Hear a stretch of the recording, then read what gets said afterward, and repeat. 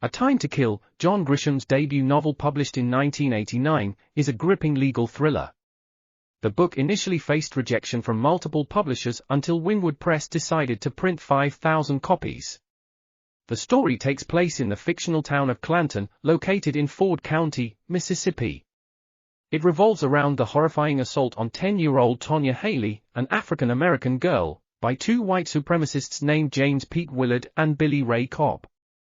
Tonya is discovered and rushed to the hospital, while Pete and Billy Ray boast about their crime at a roadside bar. Distraught and filled with anger, Tonya's father, Lee Hailey, seeks advice from his friend Jake Brigance, a white attorney who previously represented Lee's brother. Lee wonders if he would be acquitted if he were to take the law into his own hands and kill the attackers. Jake urges Lee to avoid rash actions but admits that he might have done the same if it were his own daughter. Determined to seek justice for Tonya, Lee shoots and kills Pete and Billy Ray with an M16 rifle as they are being led into custody after a bond hearing.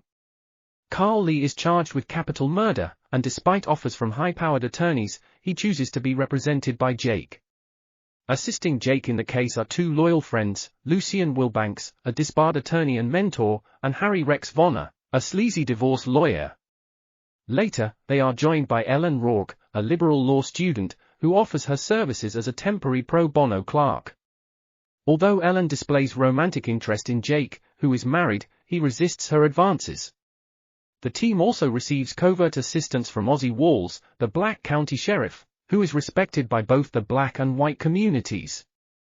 Ozzie upholds the law by arresting Lee but privately supports him due to his own daughters, and goes out of his way to help Jake within legal boundaries. Rufus Buckley, the district attorney of Ford County, prosecutes Lee, hoping the case will advance his political career.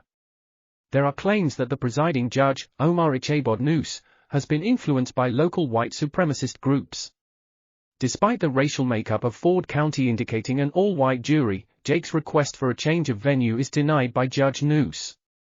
Freddie, Billy Ray's vengeful brother, seeks revenge against Lee and seeks the support of the Mississippi branch of the Ku Klux Klan, led by Grand Dragon Stump Sisson. The KKK plots to bomb Jake's porch, prompting him to send his wife and daughter out of town until the trial concludes. They also target Jake's secretary, Ethel Twitty, resulting in the death of her frail husband, Bud.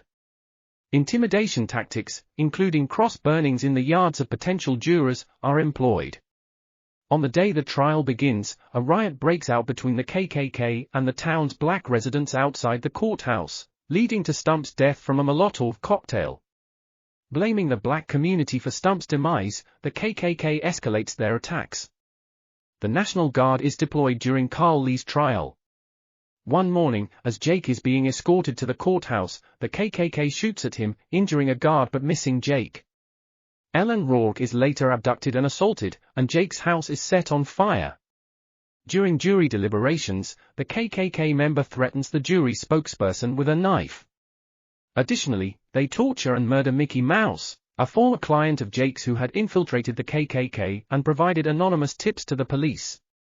Despite the loss of his house and numerous setbacks, Jake persists in his defense of Lee.